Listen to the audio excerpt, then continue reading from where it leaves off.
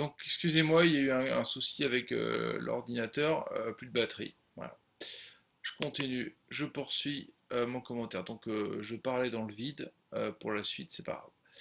Comme je disais, notre société fourmille dans le design, dans la décoration intérieure maintenant, de têtes d'animaux, que ce soit des cochons, des sangliers, qui sont des vases en fait, des conteneurs. Et puis la peinture, voilà aussi dans la peinture, on voit beaucoup d'animaux, enfin on voit beaucoup de. J'étais assez surpris de voir un chien en plastique noir qui coûtait 600 euros dans une boutique pas loin d'ici, de chez moi, aux Abbesses, enfin pas aux Abbesses, enfin par là, du côté de Montmartre, aux Abbesses, oui, effectivement. Donc, oui, c'est très à la mode et on voit qu'il n'y a aucun rapport entre cette peinture d'Héry Maître de Blaise et notre mode actuel. Donc, alors, ce qu'on peut dire, c'est qu'effectivement, cette créature est animée d'une intelligence humaine. Plus clairement, eh bien, effectivement, on peut dire que on voit qu'aussi il y a une bourse, cette créature transporte une bourse, une gourde d'eau ou une bourse d'argent. Une bourse d'argent, une gourde d'eau, on ne sait pas. En tout cas, elle jouit. C'est l'élément, l'objet qui indique qu'elle jouit. Voilà, c'est le plus de jouir.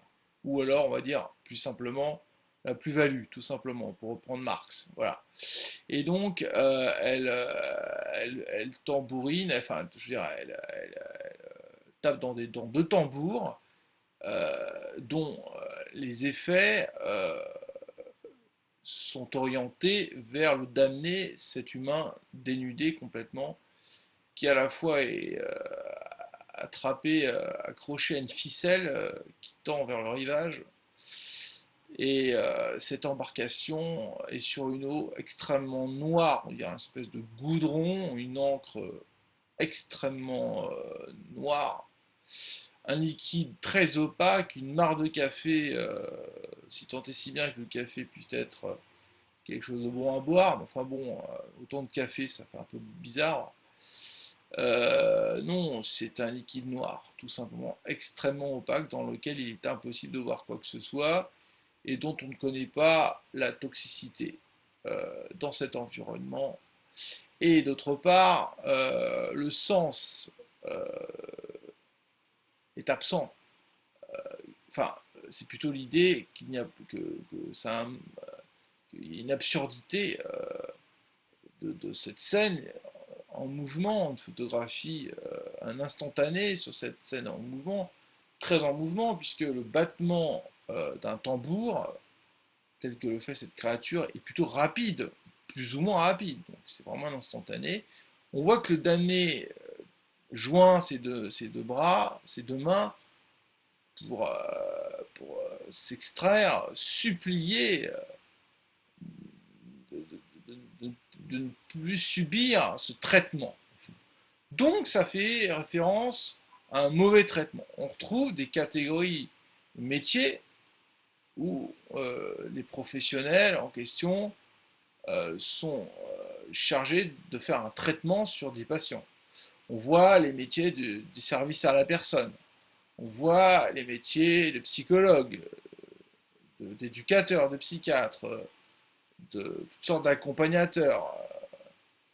Maintenant, il y a des accompagnateurs en troubles cognitifs, ça existe, c'est tout nouveau. Et ça coûte cher comme formation.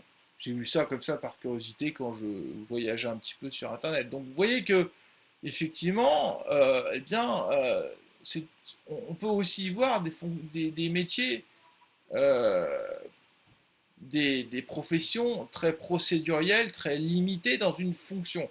Ce sont des professions telles que le montre, telles que le métaphorise ou le met en image cette créature, ce sont des métiers très fonctionnels et très procéduriers, pardon.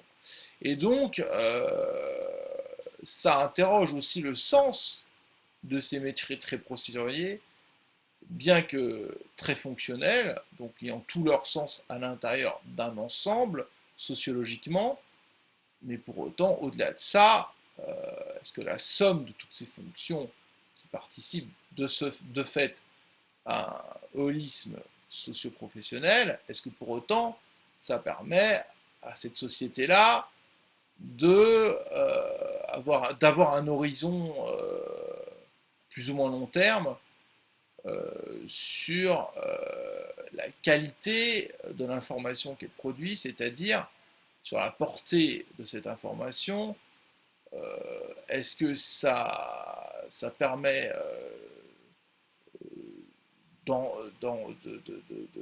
d'entrevoir une innovation, un progrès scientifique ou un progrès en sciences humaines et sociales?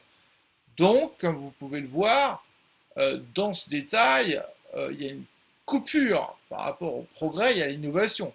On est véritablement dans un enfermement total. euh, et donc, de ce fait, c'est un cercle euh, vicieux. Ça, je veux dire, c'est une boucle de laquelle ne peut s'échapper ce damné, ni même cette créature démoniaque. Euh, donc, c'est en regard à notre société où il y a beaucoup d'animaux qui sont présents dans le design, dans la décoration d'intérieur, on se demande pourquoi, depuis Hérimède de Blaise, il y a cette conjugaison de l'animal avec l'humain. L'humain est déshumanisé, pris dans une réduction conique cognitive, et jusqu'à avoir une tête d'animal, quoi. Voilà, je vais vous laisser sur ça. Merci bien.